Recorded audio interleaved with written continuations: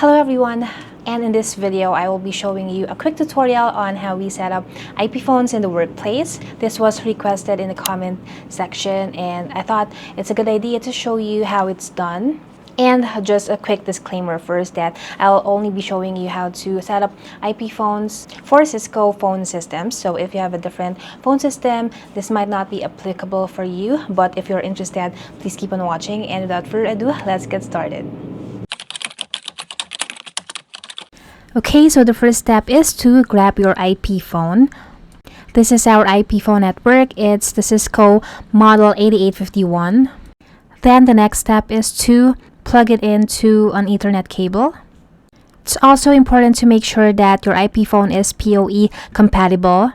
And the Ethernet jack that's connected to the Ethernet cable is also PoE capable. Okay, so I just want to show you real quick the ports in the back of the phone. Okay, so this first port with the networking icon is the PoE port where the Ethernet cable goes. This second port with the computer icon is the access port. This is where you can connect your computer so you can get Ethernet access through the phone. And this is the aux port, which serves as a serial console port to access the phone's terminal. So you want to plug in the Ethernet cable to the first port, which is the PoE port, so it can power on the phone. Okay, so once you see it's powering on, you can wait for it to finish booting. Sometimes it'll take a few minutes. Okay, so the next step after the phone boots is to get the hostname of the phone. We need the hostname so we can configure it on the phone system after. Okay, so we can get the hostname by pressing the settings button. It's this one that has the gear icon. So the menu will show up and you want to select the phone information. And this is where you can see the hostname and other information. So it's okay to just grab the last four. That's enough to configure it on the system because usually the names are long. Then the next step is to configure the settings in the phone system. We use the Cisco Unified CM Administration for configuring and setting up our Cisco phones. This is a web-based application, so you can use it on any browser, and this is the configuration interface for Cisco Unified Communications Manager. Okay, so just sign in with your credentials and it'll take you to the home page. And this is what the home page looks like. So go to the menu bar on top and select Device and select Phone. Then make sure that device name is selected here in the drop-down.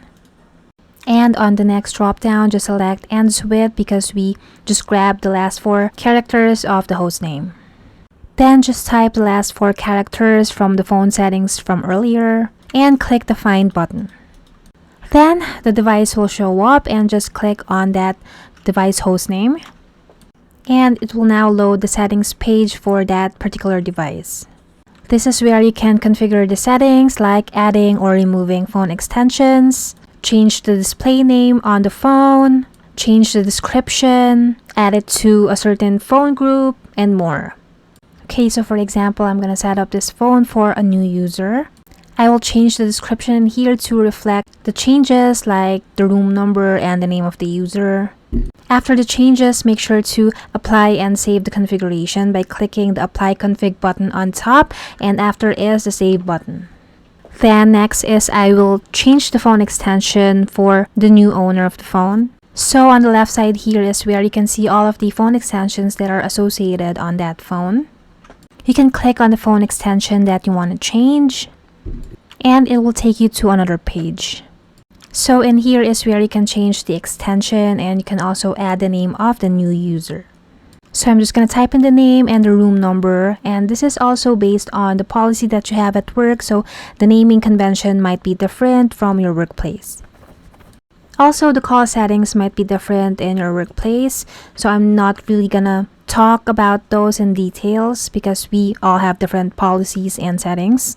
And most of the time, if you add the phone to a certain phone group on the phone system, it'll automatically load all of the necessary settings that the phone needs, so you don't have to configure all the settings manually. Okay, so I just scrolled down at the very bottom because I wanted to change the display or the caller ID for the new user, and also the line text label where it displays the name on the phone. Okay, after changing the settings, make sure to save so the new settings will apply. So after saving the changes, it will apply to the phone right away as long as it's connected to the network. There's no impact on the phone. The changes will just show up and the phone will not reboot during the change. So that's how we set up IP phones in the workplace.